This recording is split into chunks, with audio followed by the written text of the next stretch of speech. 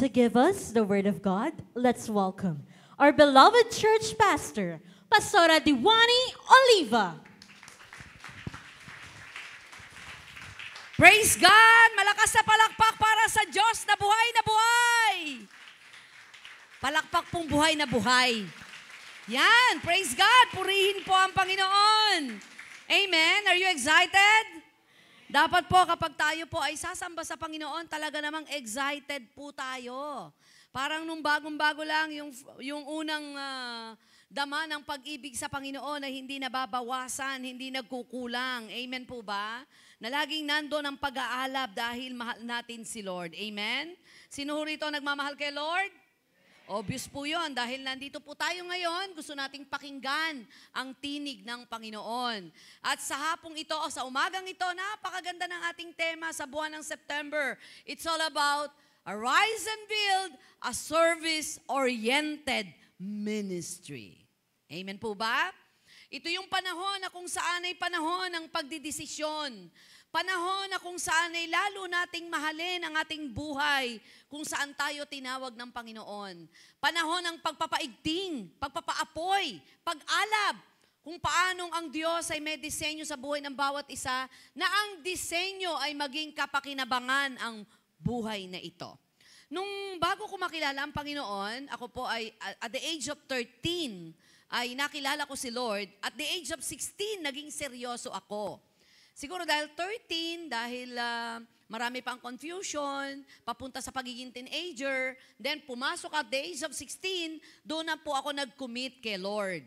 At nung ako mag-commit kay Lord, ang nagtulak po sa akin doon ay yung kanyang pag-ibig. Hindi natapos ang disenyo ng buhay ko na makilala ko lang si Lord. Dahil kasama sa disenyo ng buhay mo na hindi ka lang tinawa, hindi ka lang nakakilala, kundi tatawagin ka niya para maging kapakinabang ang buhay na meron po tayo. Pero hindi ibig sabihin, hindi kasi ako pastor, hindi maganda boses ko, hindi ako magandang sumayaw. Dahil ang paglilingkod ay hindi nalilimitahan sa mga talentong nakikita lamang ng ating mga mata sa oras na ito. Amen. Napakaraming paraan, tulad kanina, ay pumunta po ang mga tagaliputan. Tawid ilog po iyon. At tuwang-tuwa po kami, ang nagtulak po sa kanila dahil dinadalaw po sila, pinupuntahan po sila dahil yun po ay parang mission natin yun eh. Magkakaroon po tayo ng gawain doon.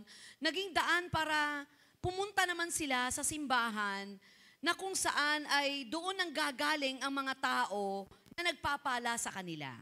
Wala tayong punta ron sa tawid ilog na hindi po tayo nagpapala doon. Hindi lamang po ang katawan at bibig ang ating dinadala doon, kundi pati bulsa. At dahil doon, gusto nilang pumunta rito at kanina napagpala po sila, yun ho ay mga ready na maglingkod sa Panginoon.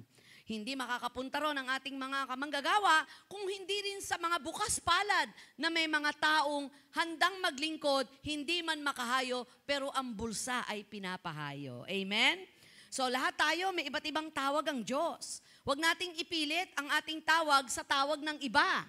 Dahil kapag ipinilit natin ang ating sarili sa tawag ng iba, isa tong malaking kalungkutan sa buhay po natin dahil nag-o-operate ka sa isang sitwasyon na hindi ka dapat mag-operate doon. Ang ilong panghinga dyan. At dyan inilagay yan. Hindi pwedeng ilagay sa batok ang ilong. Tamang-tama ang pagkakalagay ng Diyos sa bawat bahagi ng ating katawan. Lahat yan ay may kayang gawin sa buong buhay ng pagkatao ng isang tao. Amen? Kaya napakaganda na makita natin na ang disenyo ng Lord ay magamit tayo para sa kalwalatian ng Lord.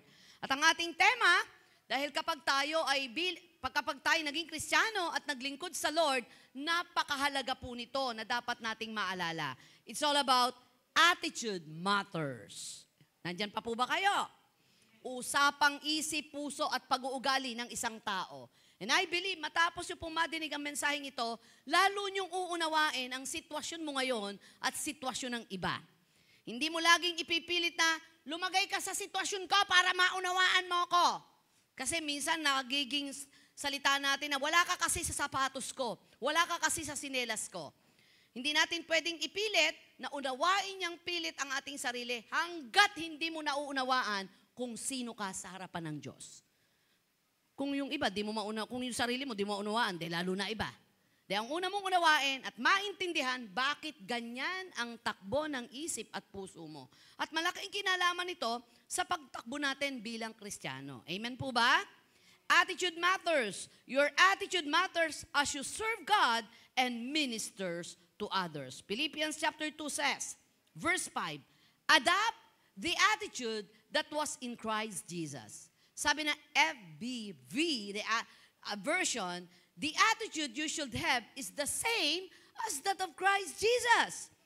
Wala po dyan to, pero sabi ng NIV, have the same mindset as Christ Jesus.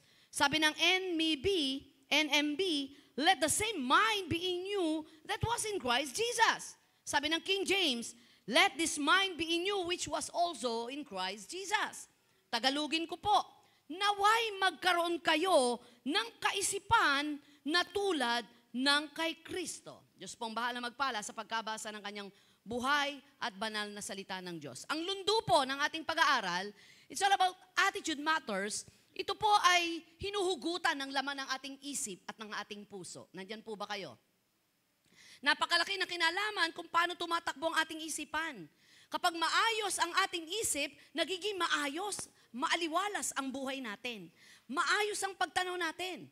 Kaya ang sukatan, kapag magulo ang isip mo, nagiging magulo ang desisyon mo. Nagiging magulo ang mga tao sa paligid mo. Kaya napakahalaga, maayos kang mag-isip. Sabihin mo sa katabi mo, dapat maayos kang mag-isip. Okay? Okay po ba? Ayos.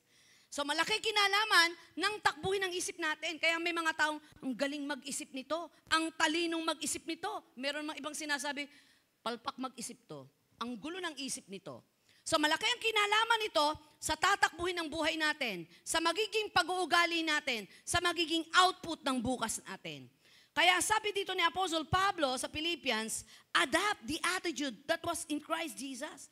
Naway magkaroon kayo ng kaisipan na katulad ni Kristo. Pag sinabing attitude, it is a mental position with regard to a fact or state. A helpful attitude of feeling or emotion toward a fact or state. It is a settled way or thinking or feeling about someone or something. Typically, one that is reflected in a person's behavior. Kung paano mag-isip ang tao, doon yung makikita ang kanyang pag-uugali.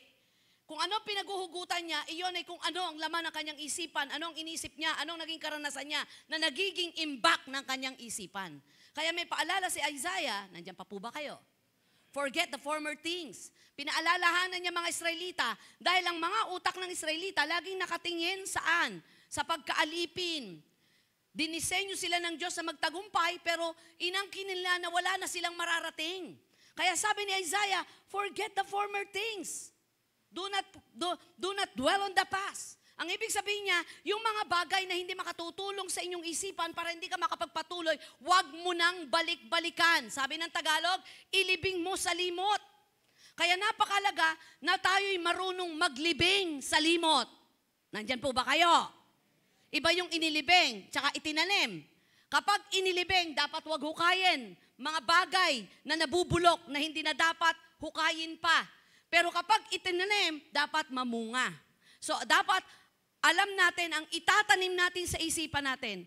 Ang ganda ng message, nakikinig po ba kayo? Alam natin, dapat nating i-identify yung dapat na itinatanim at dapat na inililibing. Sa umagang ito, itanim natin sa isipan natin, gaano man kagulo ang mundo, gaano man kagulo ang buhay, ang Diyos ay Diyos, hindi magkukulang kailanman. At ito ang dating ilibing. Ilibing mo lahat ng kabiguan mo, lahat ng taong nanakit sa'yo, lahat ng taong nagdulot sa'yo ng pagbagsak, magpatawad, magmahal, at magpatuloy. Amen. Palakpakan natin si Lord. Because your thoughts can affect how you feel. When you believe something, it will affect your feelings. When you believe you are a failure, you will feel like one. Napakahalaga po nito na kung anong takbo ng isipan natin, nagiging pag-uugali natin at yun ang ating paniniwalaan at makaka-apekto to sa ating pwedeng maramdaman. Kapag inisip mo na yung taong ito ay pinagtataksilan ka, mararamdaman mo yon at kikilos ka na kilos pinagtaksilan. Nandyan po ba kayo? Kapag ang asawa mo, pinag-iisipan mong may mahal na iba, mararamdaman mo ang selos at kikilos kang walang pagtitiwala sa asawa mo. Ganun ka-epekto, ganun naka-apektuhan ang takbo ng isip natin sa nararamdaman natin sa magiging pag-uugali natin. Kaya napakahalaga na kapag tayo nagdesisyon maglingkod sa Lord, maayos isipan natin. Ako, gusto kong sabihin sa inyo, napakarami pong hamon para ako'y makabitaw, pero napakaraming pag-asa na binibigyan Diyos para magpatuloy sa tawag ng Diyos sa akin. For almost 34 years in serving the Lord, nakita ko na ako lang naman ang bumibitaw, hindi ako binibitawan ng Lord. Napakarami kong dinadahilan para umayaw, pero napakaraming binibigay din ng dahilan para magpatuloy. At doon ko nakita na ang pinakamahalagang bagay na pwede kong magawa habang nabubuhay ako sa mundo, paligayahin ko ang Diyos bago asawa ko. Nandyan po ba kayo? Paligayahin ko ang Diyos bago mga anak ko. Paligayahin ko ang Diyos bago kayo na nagmamahal sa akin. Dahil kapag pinaligaya natin ang Diyos, kaya niyang paligayahin ang mga taong hindi maligaya sa buhay natin. Kapag maayos ang relasyon natin sa Diyos, kaya niyang ayusin, maging ang taong sinisira ang relasyon sa atin. Because God is good all the time. 3 puntos lang po ang aking iiwan pagkatapos sa uuwi na tayo. Amen po ba? Kaya niyo po bang maghintay? At kabisaduhin ang 3 puntos na ito. 3 puntos na kung saan yung sinasabing attitude matters, na dapat ito po ang ating pakatandaan. Things happen to us in life, our attitude determines how we will respond. Ang ating pag-uugali, laman ng isip at puso ay nagdedetermina kung paano tayo magre-responde. The Bible tells us over and over that our attitude affects our whole life, from our spiritual health to our worship and ministry for the Lord and service for others. Success is found in attitude. Amen. Nandyan po ba kayo?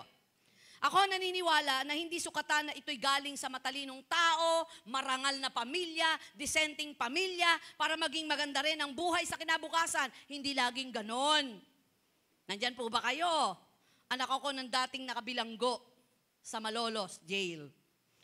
Na ang kasalanan po'y lumaban sa bayan sapagkat gusto nung pakita ng aking ama ang katwiran at kabanalan na makita sa namumuno sa bayan. Naging mali ang paglaban ng aking ama dahil kapos ang kanyang kaalaman.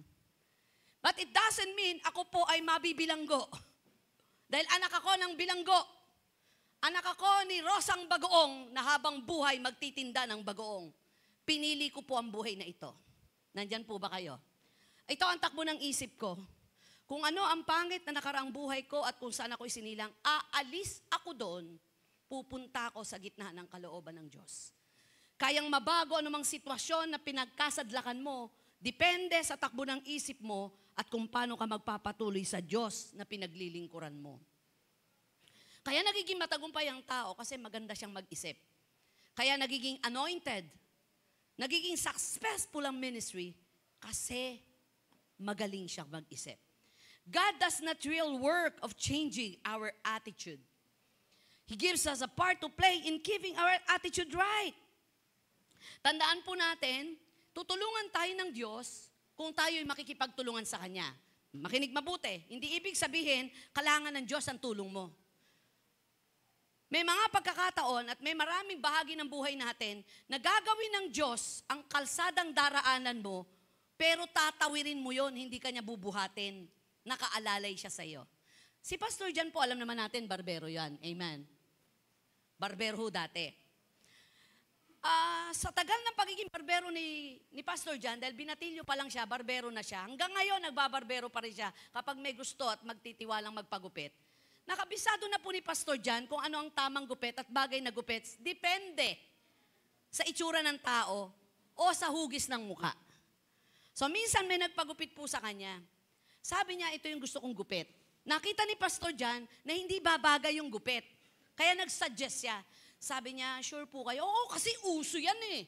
Sabi niya, kasi bro, ang bagay sa'yo ganito. Hindi, okay lang, gusto ko yan, bagay yan.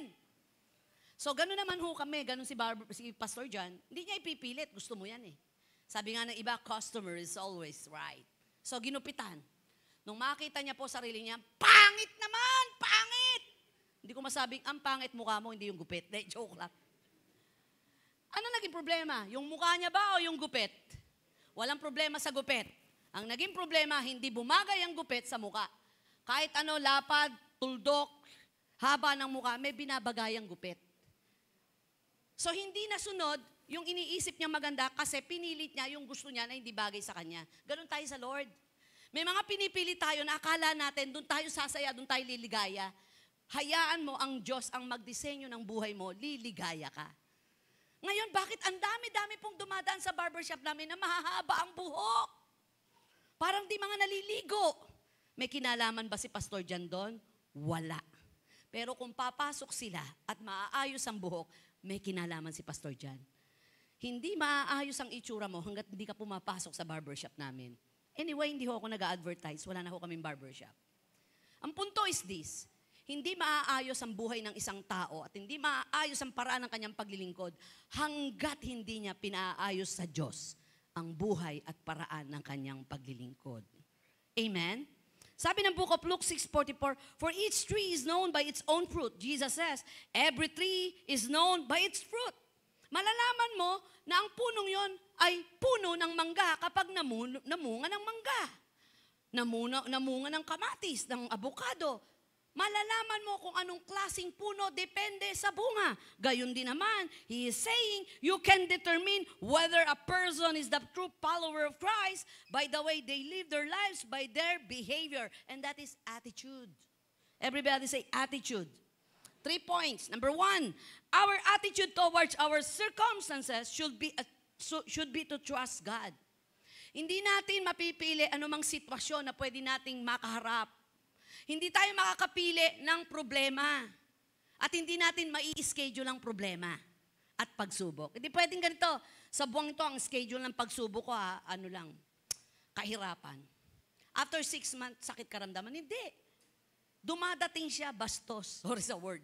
Bigla na lang dumadaluhong. Na akala mo, may savings ka pa at yung savings mo, sapat para sa lahat ng pangangailangan mo, biglang darating ang kagipitan. Sino rito nakapagdetermina na magkakaroon ng pandemya? 2020, 2019, up to 2021? Wala. Akalain mo ang lakas ng negosyo mo, biglang bagsak, sadsad ka. Akalain mo ang lakas ng katawan mo, biglang sadsad ang katawan mo. So wala tayong pwedeng panghawakan maliban ang pag-ibig at pagmamahal ng Diyos na magbubunsod sa atin ng pagtitiwala sa anumang sitwasyon ng buhay. Looking up all His disciples, Jesus said, Blessed are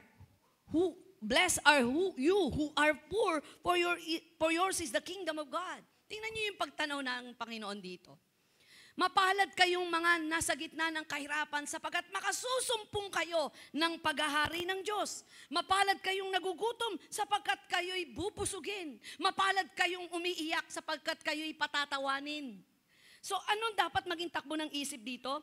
Maging positibo sa panahong negatibo ang sitwasyon. We should be determined to live above our circumstances by maintaining an optimistic attitude and trusting heart. Because faith is trusting in a good God who wants our highest good. And when it comes to life, the critical thing is whether you take things for granted or take them with gratitude. Kaya ho napakahalaga na sa negatibong sitwasyon, maging positibo po tayo. Nandyan po ba kayo?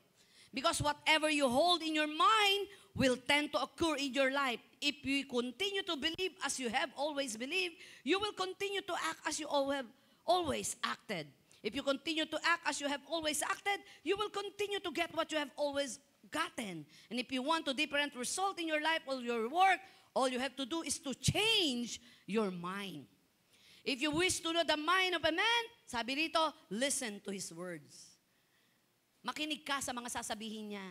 Malaki kinalaman ng lalabas sa bibig natin sa laman ng ating isipan. Lalabas yan kung merong anxiety attack. Kung may fear attack. Sa tagal ng iyong pagkukwentuhan, makikita mo anong takbo ng isipan na to. Napakahalaga na makita po natin ang ating sarili na may positibong pagtanaw sa anumang sitwasyon na para bang ibabagsakan ito. Pag naglingkod tayo, dapat positive tayo. Hindi pwedeng nasaktan ka lang. Di pwedeng nasanggilang ang ego mo, aayaw at bibitaw ka na. Pag-isipan mo ng maraming beses. Dahil ang pinakamahalagang bagay na pwede nating magawa sa mundong ito magawa ang mandatong iniuutos ng Diyos sa buhay natin.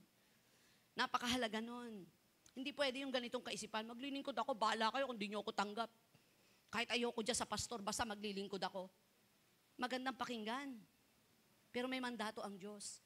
Kahit hindi mo naiintindihan at parang ayaw mo, kung talagang gusto mong sumunod, susunod ka. Magtitiwala ka. Si Abraham, alam niya ba lahat ng kabuuan kung saan siya dadali ni Lord? Si Noah, hindi naman siya karpintero. Hindi naman sa tanang buhay niya, hindi siya gumawa kahit man lang bangka. Hindi niya alam ang itsura ng ulan. Walang bagyo, walang pagbaha. Sa isang iglap, binago ng Diyos ang kanyang pagtanaw. Siguro habang gumagawa siya ng barko, ng arko, hindi niya maintindihan, pero sige, sunod lang ako, sunod. Hanggang sa nakikita niya, my God, nakabuo ako ng arko.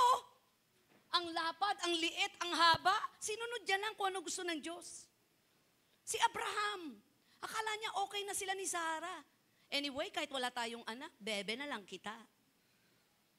Puno na ako, basta nandyan ka. Pero hindi yun ang disenyo ng Diyos. Kung puno na kayo sa isa't isa na yan ang akala mo, hindi yan ang plano ko.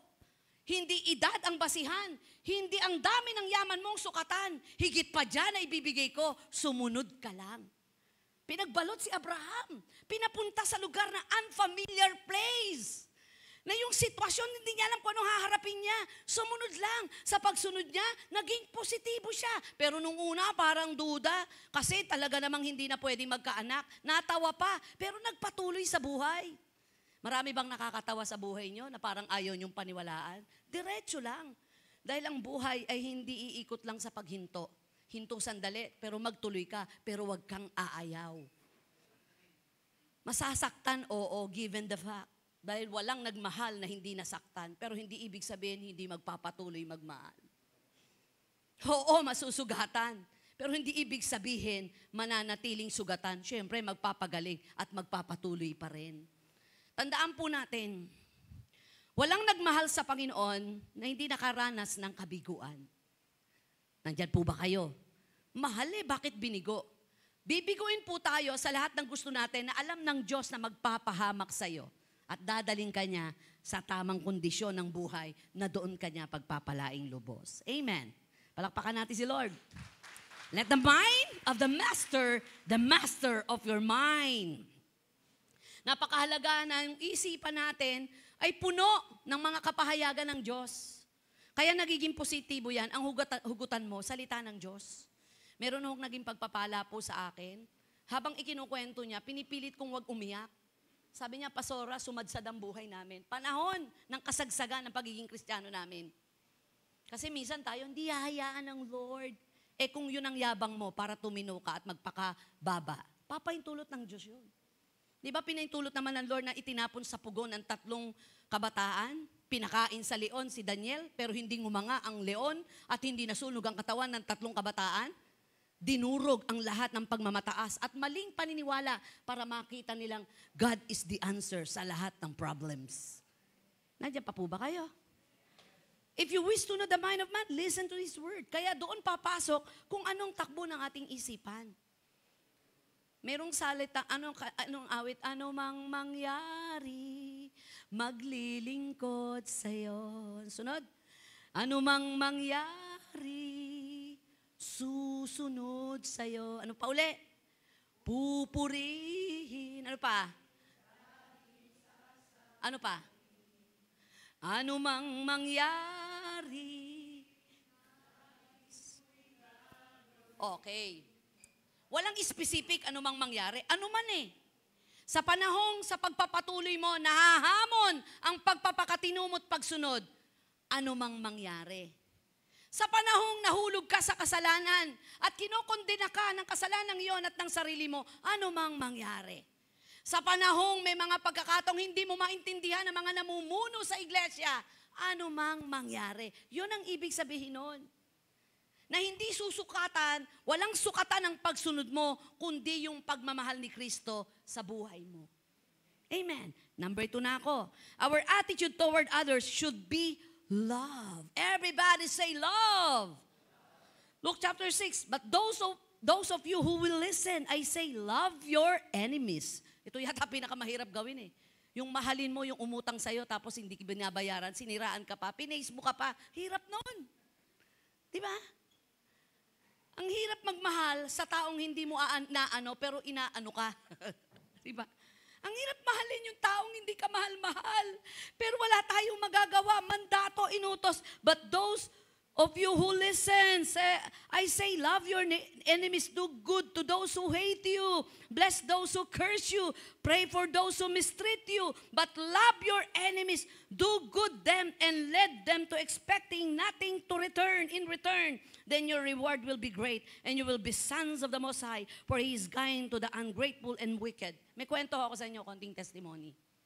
Yung tiniran po namin sa Davao, yung kanyang anak ay sikat na sikat. Nanalo po siya, champion, estudyante pa lang, as a chef. Panlalaban na po siya sa ibang bansa, naipaglaban na, pinilaban. Lagi siyang gold and then champion. Ang ginawa po nung aming coordinator doon, dinala po kami sa Bukidnon. Merong isang restaurant doon na kinikilalang pinaka-the best steak sa buong Bukidnon. Dahil doon sa Bukidnon, ang pinapakain sa mga beef, sa mga baka, pinya. Kaya sabi naman ito, pag kinain mo yung steak, grabe, naaamoy mo yung pinya. Nalalasahan mo yung pinya. So, pinuntahan po namin. Mahal. So, umorder ng isang steak. Sabi ko, grabe, sarap niyan, sarap. Sabi ho nung yung coordinator, pas, hindi pa po masarap yan. May dadating pa po, another steak. Ay, opo, mas masarap to kaysa rito. Sarap po Pas, hindi pa rin po yan. May another steak. Tinawag ko yung waiter, another steak. My God, sabi ko, walang sinabi itong dalawang steak, mas masarap to. Sabi niya, alam nyo, Pastora, maraming klase ng baka. Kaya minsan napapasarap ang pagluto. Meron pong baka na inalagaan lang sa damuhan. Merong baka na nakatali at limitado ang pwedeng galawan ng baka. Pero may bakang naka-aircon at minamasahe. At ang pinakakain doon, hindi biro. Binibitamina yon. Kaya masarap yung steak na yon. Masarap. Yan yun, Pas. Okay, grabe. Iba ho presyo niya. 2 doble sa presyo ng mga naunang baka. Pero may patitikim po ako sa inyo. Luto ng anak ko. Tingnan niyo po kung ano mas masarap. Okay, kinabukasan, punta kami. Takaho ako doon sa steak, kapiranggot lang. My God, my God. Nung kinain ko, gabi, kapiranggot pa lang, given, wala yung steak na kinain mo sa hotel. Grabe, buong dila ko. Konti lang ang dumikit, lumalasa na. Parang buong pagkatao mo, nag-rejoice. Ganun kasarap. Tapos ako, grabe to. Sabi niya, Pas, yung sauce muna, bago ho yung beef. So, kinain ko yung steak. Kinain ko, grabe, sarap. O, alisan niyo ho ng steak. Alisan niyo yung sauce. Yung beef na, yung steak naman. Kinain ko, parehong masarap. Sabi niya, actually, sabi ko, anong part to? Yan po yung part ng baka sa pinakapatigas na parte ng katawan, sa may bandang balikat at braso. Na yun ho yung laging nagagamit pag nilalagyan ng mabigat na bagay. Yun yung hindi masyadong masarap. Pero napasarap po, kaya nag-champion siya. Kinausap ko ho yung anak. Sabi ko, anong sikreto mo? Sabi niya, pag nagluluto ako, hinuhugutan ko yung masasayang bagay. Pag nagkala sa pamilya ko ako. Tsaka mahal ko po kasi ang pagluluto.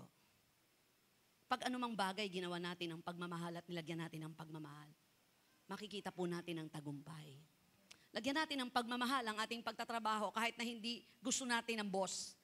Kahit di natin gusto yung pasweldo, nilagay ka ng Diyos dyan, pinahintulutan, mahalin mo.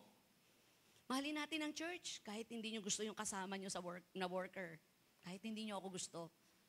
Nilagay ka ng Diyos dyan, hindi para maging manager, mag-obserba, tumingin na mga mali sa kapwa. Nilagay tayo ng Diyos dyan para magmahal sa ating kapwa. Kapag ang lahat ng bagay nilakipan natin ng pagmamahal, magtatagumpay po tayo at magiging maligaya tayong mababaybay po natin kahit ang pinakamahirap na bagay. Palakpakan po natin ang Panginoon. God gives us opportunities to bless others through a good attitude. The world is full of sinfulness, but our Lord calls us to shine His light into darkness using righteous word and action. Konting testimony po ulit. Pag tiningnan niyo po ako at ang ibang mga anak ko, at pumunta po kayo doon sa aking pinagmulang lugar at makikita niyo yung kapatid ko, Madjudge nyo ako, sabihin yung pambira si Pastora, tapos tinignan nyo kung saan ako nakatira. Sasabihin nyo na, ba't pinababayaan yung kapatid? Kaya lang po kahit ano gawin ko, limitado ang pwede kong gawin doon sa kapatid kong bong yun. Nagpapalit-palit na po ako ng pastor doon. Lahat ng ayuda, laging number 1 sila. Pero hindi ko humatingnan kung saan nakatira sila kasi yung bahay na yon, 50 years old na yon, more than 50 years old. Kung 53 ako, siguro mga 70 years na yung bahay na yon. Sa tuwing umuulan, alam ng Lord na ako yung umiiyak sa asawa ko. Sabi ko, baka matuklap na yung bubong ng kapatid ko doon. Baka anurin ng baha. Tatawag agad ako doon sa pamangking ko. Sasabihin ng pamangking ko, okay pa tita, nakapako pa yung bubong. Sabi ng asawa ko, hanggat wala tayong pambili ng bubong at hindi ka binibigyan ng pambili ng bubong, pag-pray mong tumibay ang bubong, pray ako. Kamusta dyan? Baha na po hanggang dibdib, pero wag ko kayo mag-alala. Malayo pa sa dibdib ng Puyato. Sabi ng asawa ko, hanggat hindi tayo binibigyan ng Lord na maitaas ang bahay nila, pag-pray mong wag umakyat ang tubig. Ganun di ba? Meron kayo pag-pray, hindi laging one-sided lang Kasi dumating sa point, Lord, kahit anong budget ang gawin ko, hindi ko kayang pagawa ng bahay yung kapatid ko. Bahay na to, purong galing sa'yo. Naipag-pray ko, Lord, gumawa ka ng paraan. Alam nyo bang minsan napunta sa kanya yung kanyang kaibigan, napunta ron at yung kaibigan niya ay sinabi doon sa isang kaibigan niya hanggang saan makarating at pinicturan, praise God, pinagawa po ng bahay yung kapatid ko.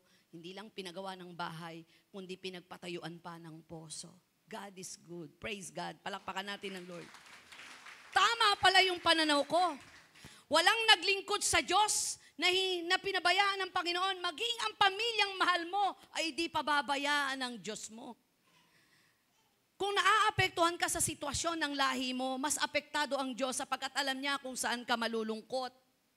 Walang bagay na naligid sa Diyos ang hibik ng puso natin at lungkot at ang mga alalahanin na hindi natin pinapahalata. Basa ng Diyos lahat ng yon. At nauna na siya sa iyong mga alalahanin. Pinuntahan na mismo ng Diyos ang lahat ng kinatatakutan natin para iayos niya ang kailangan na lang ay magpatuloy ka. Palakpakan po natin ang Panginoon. Ask God to help us align our words and action to more clearly reveal His love to the world. Loving is half of believing, sabi ni Victor Hugo. Sabi ng Galatians chapter 5, we belong to Christ Jesus. So it does not matter whether anyone has circumcised us or not. The only thing that matters is that we believe in Christ. As a result, we will love others in the way that we live. Kapag hindi mo mahal ang trabaho mo, hindi mo mahal ang iglesia mo, hindi mo mahal ang mga lingkod ng Diyos, lagi tayong bigo. Hindi natin pwedeng i-confess yung masaya, mapayapa, mabungat, matanggumpay na paglilingkod. At hindi kailangan na may requirements ka sa sarili mo para magmahal. Eto nga, kahit hindi ka mahal-mahal, mamahalin mo. Pero hindi ibig sabihin, paaabuso ka. Hindi ibig sabihin, ang pagmamahal ay paaapi ka. Hindi ho kaapihan ang ginawa ni Jesus nang ipako siya sa krus. Tandaan po natin. Hindi niya pinaabuso ang kanyang sarili. Ito'y disenyo para ipakita sa inyo na sa kabila ng lahat, tatawirin ko ang hadlang para lamang maligtas ka. Hindi deserve ni Jesus ang ganung uri ng kamatayan. Pinakamasamang tao ay namatay pa nga ng disente, pero si Jesus walang bahagi ng katawan na di nasugatan. Emotionally, mentally, physically devastated. Pero pinahintulot niya yon para damhin niya ang kalagayan ng tao at kahinaan ng tao. Kaya wala hong lumapit sa Diyos na di niya tinanggap. Yung sukdulang kagalit mo, na halos sumpain mo, mahal ni Lord yun. Masasaktan ka pag papuntang impyerno yon. Yung mga tao na nanugat sa'yo, na iniisip mo, mamatay ka na lang, yun ang iniisip mo, ayaw ni Lord nun. Dahil lahat ng nando sa crowd, karamihan doon nakakita ng himala na ginawa ni Lord. Yung 5,000, higit sa 5,000 pinakain niya, nandoon, nanood lang habang pinaparusahan siya. Yung mga bulag na nakakita, nandoon. Yung mga pilay na nakalakad, nandoon. Yung mga napuposes, nandoon. Nasa crowd habang nahihirapan si Jesus at unti-unting namamatay. That is Calvary love. Kaya sa mga panahong di natin maunawaan at maintindihan, hingin natin yung Calvary love. Lord, I need your Calvary love. Yung pag-ibig mo sa Kalbaryo na tiniis mo ang lahat, maligtas lang ako. Napakabuti ng Panginoon sapagkat kung tayo maglilingkod na walang pag-ibig, bibitaw ka. Ako, tinanong nyo ba ako na sa isip nyo na, anong puwersa meron kay pastor at nagpapatuloy? For the glory of God. 13 years old nang tinanggap ko si Christ. 16, nagseryoso ako. 53 na po ako ngayon, mukha lang 52. 53, never in my entire life na nag-backslide ako. For the glory of God. Hindi ako bumalik sa dati kong buhay kailanman. Straight yun, forward. Kung ako'y lasinggera, naglasing uli, hindi. Kung ako dating hindi. Binabago unti-unti, pero hindi ko binalikan yung dati kong buhay. Pati mga kaibigang naglulublob sa akin sa kasalanan, kahit na mabait sa paningin ko at nagpapasaya, alam kong ipapahamak ako nito, tinalikuran ko yun. Masakit yun. Pero ang manlamig, nararanasan ko po. Iba ho yung panlalamig sa backslide. Parang sa mag-asawa. Pag ikaw, iniwanan ka na ng asawa mo at ayaw ka nang makita at nagkaroon na ng divorce, backslide yun. Pero yung nagkagalit kayo at hindi ka tinabihan sandali sa pagtulog, kinabukasan pinagluto mo, sweet na uli kayo, nanlamig lang sandali yun. Marami pong mga naglilingkod sa Lord, nanlalamig na. Akala mo mainit ka pa. Nakikiiyak ka na lang. O kaya naiyak ka kasi nasagi, may problema ka. Revive, hindi yung sinasabing revival nagpapalahon ng iyak na tumba. Hindi yun kasi ang revival, ang revived person, may manifestation in life. Hindi yung bubuksan ko po ang altar. Nagmamadali ka pa at ikaw ang unang nabubuwal. Hindi yun ang revival lang. Ang revival, pinuspos ka, nagkaroon ng changed mind, changed thought, changed life. That is revival. Kaya hindi ko umiyak ka kasi problemado ka, di ba? Malungkot ka, nadala ka ng awit. Kinilabutan ka nung nilehans ka Pero siguraduhin mo, pagkatapos ng kilabot, nagbago buhay mo. That is revival. Ito yung ikatlo. Our attitude toward ourselves should be honesty. Everybody say honesty. So, ano sa Tagalog ang honesty? Hoy. Katapatan mo, O Diyos, tunay at dakila. Ang katapatan po'y napakahalaga sa isang relasyon. Tandaan po natin yan. Buti na lang may pagmamahal. Naniniwala ba kayo na pwedeng mahal mo pero hindi ka na nagtitiwala? Hello? Niwala ka ba doon, Given? Mahal mo pero di ka nagtitiwala? Papatunayan ko po. Halimbawa, may anak ka. Araw-araw, binibigyan mo ng baon. My God, 1 taon di pala nag-aral. Pina-enroll mo uli. Palagay mo, magtitiwala ka pa? Hindi, yahatid mo na yun araw-araw sa school hanggang pinto. Baka kasi gawin uli pero hindi nawala pagmamahal mo. Mahal kita pero nabawasan ang tiwala ko. Mahal kita pero wala na akong tiwala sa'yo. Kailangan na lang nating magsama. Kailangan na lang nating itawid ang relasyon na ito. Pero wala na akong tiwala sa'yo. Yun ang malupit. Di ba mas masarap na mahal kita kasi nagtitiwala ako sa'yo. Kesa sa mahal kita kasi kailangan mahal kita Mahal mo? Oo, bakit? Kailangan Naalala ko yung kausap ko, sabi niya, nagkakasubukan kami agad bago pa lang kami mag-asawa. Pero sabi ko sa kanya, parang awa mo na, wag mo kong iiwan. Dahil galing ako sa broken family. Itawid natin to. Awat biyaya ng Diyos. 25 years na sila. At nagpapatuloy at lalong nabago ang buhay mag-asawa. Kasi may goal ka may focus ka Kaya kung pinagtitiwalaan po tayo, may nakita yon dahil karapat-dapat ka at tapat ka. Sa totoo lang, di naman sa libu-libong pastor ng JIL, hindi naman ko natututukan na ng ating spiritual director. Hindi niya alam kung ano apelyido ko nung dalaga ako. Ang alam niya lang, pagtiwalaan ako. At gayon din naman ang binibigay ko. Si Pastora Helen, isang kembot lang naman ang lugar niya, alam ko ng puntahan. Pero minsan dumating sa punto na nagpapunta ba ako doon, mamanan niyo si Helen, baka ako na ginagawa. Tiwala lang meron ako para ibigay sa iyo dahil mahal ka ng Diyos na pinaglilingkuran ko. Sana sa mga naglilingkod kay Kristo, ang tiwala ng sino man sa atin ay huwag mawala. Because serving the Lord, yung paglilingkod sa Panginoon, it's just a matter of trust and relationship. Kapag hindi mo kayang pagtiwalaan ang namumuno sa iyo, simula na ng pagkabagsak ng paglilingkod mo. Kung hindi ka katiwa-tiwala bilang namumuno, simula na ng pagbitaw ng mga taong tunay na unang nagtiwala sa iyo. Nandyan po ba kayo? Napakahalaga po nun. At kung dumating sa point na napagbintangan ka at naakusahan ka, turetso ka lang. Dahil ang testimony mo ang magiging testigo mo sa darating na panahon ng buhay mo. Nandyan po ba kayo? Minsan dumating sa point na merong isang tao, bigla na lang po, hindi kami binati. Malupit pa nito, umaatake pa sa Facebook. Sabi ko, ako naman binabasa ko, may pinagdadaanan to. Siyempre, kung alam mong hindi ikaw pinariringgan, walang mali siya. May nakarating sa akin, Pastora, sobra na ho kayo atakihin sa Facebook ha. Ako ba yon? Oo, hindi niyo alam na kayo. Walang pangalan Tsaka hindi ko nararamdamang ako Kayo ho yun. Sabi nga ho niyan, lakas daw ng, tawag daw, hindi niyo daw na-discern, kayo yun. Ako ba yon? Kaya pala ka ako nanlamig sa akin. Hindi na ako binabate. Tao nang bumilang. Pagkaraan po ng ilang taon, may pangyayari sa buhay po nila na walang pwedeng gamitin ng Diyos na sasaklolo, kundi ako lang. Nakarating po ako. Pagkatapos po nun, kinausap ako, umiiyak. Sabi niya, Pastora, nahusgahan ko po kayo. Ayon sa sinabi ng iba. For the glory of God to, patawarin niyo po ako. Yun ang problema, po? Mas pinaniniwalaan po natin ang revelation ng Lord at tamang kaisipan at damdamin kaysa gusto nating paniwalaan sa mga taong gagamitin lamang ng kaaway. Mas matiwasay ang buhay kapag ang una mong pinaniniwalaan ay ang malinis na kaisipan at maaliwalas na puso. Palakpakan po natin ang Panginoon. Our attitude toward ourselves should be honesty.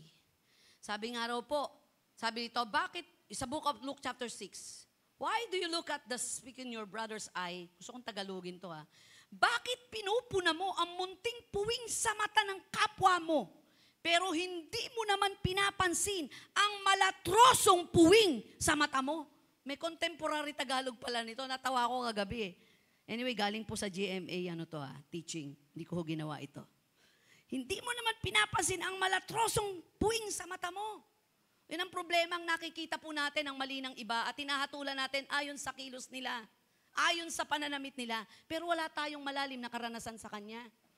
Bunga tayo minsan ng pagkakamali. Bunga tayo minsan ng hatol. Bunga tayo minsan ng tinuldukan ng negatibong paghatol. Yan mo lang. Hindi naman ang hatol niya ang magdadala sa iyo kung saan nahantong ang buhay mo. Lagi ko nga sinasabi, kung ang hatol ng sino man ang magpapayaman sa akin, hatulan niyo ko ng hatulan. Pero hindi, ang nagpapayaman ng puso ko ay ang pagpapatuloy at pagsunod kung ano ang kalooban ng Diyos.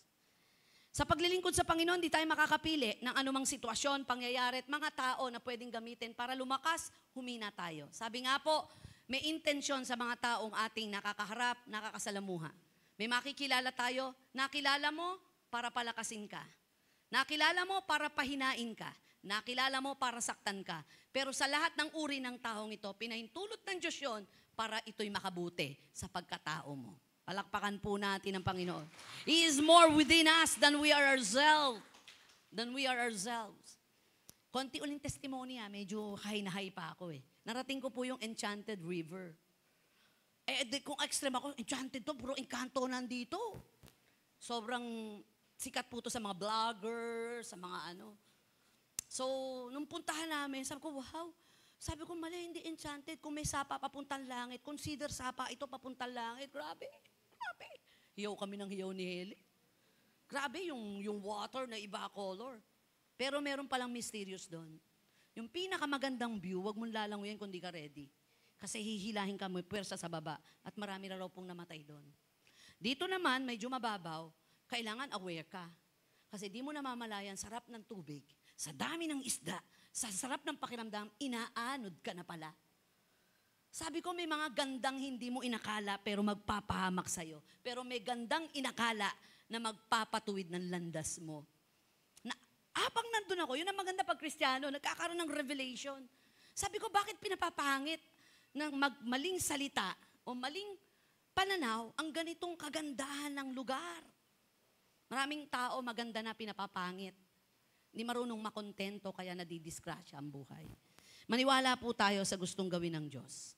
Our perfection certainly consists in knowing God and ourselves. Attitude dictates our action. Action dictates our habits. And habits dictates our future. Sa lahat ng ito, ang lundo, magtiwala at sumunod, magmahal, magpasakop at maging positibo, and let God be the center of our lives. Palakpakan po natin ang Panginoon.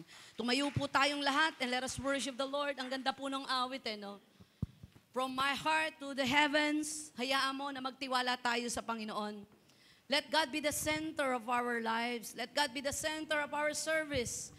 Hayaan mo na maging sentro si Lord sa relasyon mo sa iyo, sa iyong asawa. Hayaan mong si Jesus ang maging sentro ng relasyon mo sa iyong boss, sa iyong mga kaibigan, sa ka-churchmate. Dahil kapag si Jesus ang lagi mong tinitingnan, kahit na maging negatibong relasyon, magpapatuloy ka dahil isinaalaalang mo na ang sentro ng lahat ng ito'y walang iba kundi ang Diyos. Isa po sa gusto kong idiin sa buhay ng bawat isa, kung pinagpapalaman po tayo ngayon, kung dumarating man sa punto ng buhay natin na pinasasagana tayo ng Diyos, hayaan natin na maging sentro siya sa kasaganaan. Alam nyo, ang pagpapala at kahirapan ay parehong pagsubok. Sabi nga ng isang matalino sa Biblia, Panginoon, wag mo po akong paghirapin at dustain. Baka pumasumpa kita. At wag mo naman po akong payamanin, Panginoon, at baka naman makalimot ako sa iyo. Sa lahat, pag pinagpapala tayo, let God be the center. Let God be the center. Pag nagkatrabaho, isipin mo, Lord, salamat. Mababahagian kita sa trabahong ito. Pag nakapag-asawa, kapag may kaibigan, hayaan mo, Lord, na para hindi masira yung pagiging magkaibigan namin. May mga kaibigan po ako sa labas ng iglesia. Ang usapan namin ganito, huwag tayo agad maniniwala sa negatibong mararamdaman natin sa isa't isa. Kung dumarating man, hindi ako nagpaparamdam sa Facebook, sa Messenger, sa text. Hindi ibig sabihin nun, hindi ko na kayo mahal. Kung kayong dalawa, kailangan yung labas, wala ako, ako magseselo, sige go. Pangalawa, huwag tayo mag-uutangan. Lakas makasira ng pagiging magkaibigan ng utangan. Sa una, bayad on time. Pangalawa, delay. Pangatlo, super delay. Pang-apat, iwan na kayo. Magbigayan na lang tayo. Magkakaiba kami ng reliyon, sawat biyaya ng Diyos. 35 dekada, 35 years na kami magkakaibigan, intact yung friendship. Salamat, 25 years kami na mag-asawa ni Pastor Jan. 5 taon na kaming naging magnobyo. 2 taong niligawan. All in all, 3 dekada kalahati na kami magkasama. Lagi ho kaming may nadidiscovering magiging batas. Sabi ko kay Naang ko to ha, pag nakikita mo na nahirapan na ako magsuot ng medyas, tumakbo ka na. Sakluluhan mo na ako kasi magsiselfie na ako noon. Maalala ko na yung edad ko. Takbuhin mo na agad ako pag di ko na matali yung aking yung panali ng sapatos. Sure, isang batas yan sa atin ha. Para hindi ako magtatampo. Sabi naman ni Pastor Jan, pag ako nananahimik doon sa dulo, huwag kang tawag ng tawag, Dade. Nagpe-pray ako noon, nag-iisip ako noon. Para hindi ako nabubwisit sa pananalangin. Lahat mapag-uusapan Kung nakipag-usap lang sana tayo, no? Walang relasyong nasisira. Kung inalam lang natin sana. Kaya lang, minsan biktima tayo nang di na tayo kinausap, inatulan, inakusahan, hanggang sa hindi ka na makalaban, hanggang sa unting-unting nagugupo ka na. Pero lalaban ka pa rin, dahil isipin mo, ang sentro ng lahat ng ito'y dapat si Jesus. Dahil ang pagpunta sa langit, hindi hawak-hawak kamay, kundi isa-isang haharap sa Diyos para ikaw ay hatulan. Let God be the center of our service. Palakpakan natin si Lord. Let us worship the Lord. Hallelujah! Jesus at the center of it all. Give you praise. We give you honor, Lord. Jesus at the center of it all. From beginning to the end. Hallelujah. It will always be, it's always been you, Jesus. Jesus.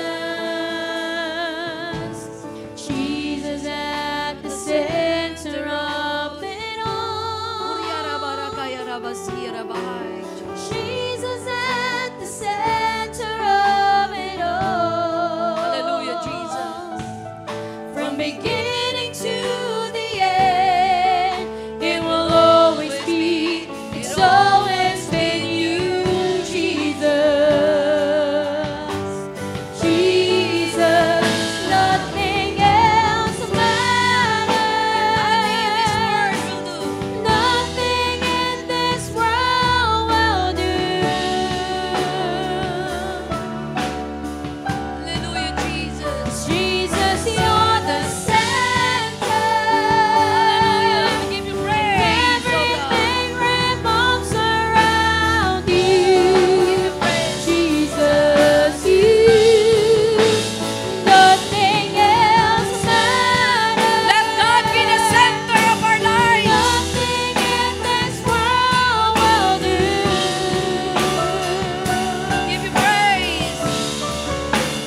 Jesus, you're the center. Hallelujah, Jesus. And everything revolves around you.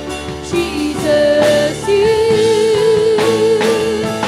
From my heart Yes! to the Let us lift our hands. Jesus. be the center. Oh, It's all about you.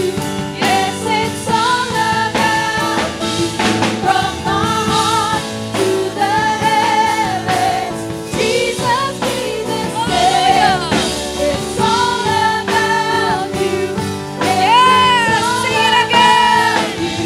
From my heart Uriara balalakaya na bahay. Let your spirit be upon us right now. Let your spirit, Lord. Yes, it's all about you. From my heart to the heavens, Jesus be the center. It's all about you. Yes, it's all about you. From my heart to Oh, we the give you praise. heavens, Jesus be the center. It's all about you.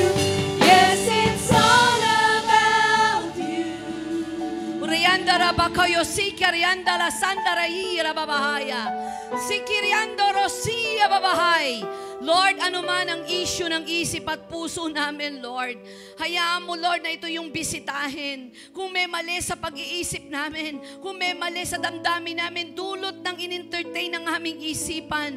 Lord, alam po namin napakahalaga ito para sa pagpapatuloy po namin upang kami magtagumpay. Idantay nyo, mapagpalang Diyos, ang iyong kamay sa aming isip at puso.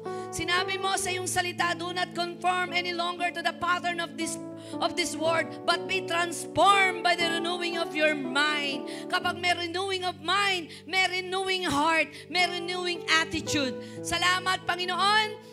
Binago mo, Panginoon, ang aming pagtanaw sa pamagitan ng iyong salita. Pinagagaling mo ang aming isip at puso, kasabay ng aming pisikal. We declare, O God, ang isang masaya, mapayapa, mabungat, matagumpay na buhay Kristiyano. At walang sino man at walang anuman na sitwasyon na makapaghihinto ng aming pananampalataya sa iyo. We declare your Lordship and we declare that God is God. Nothing is impossible to you, O God. We thank you. We bless you. In Jesus' name we pray. Everybody say,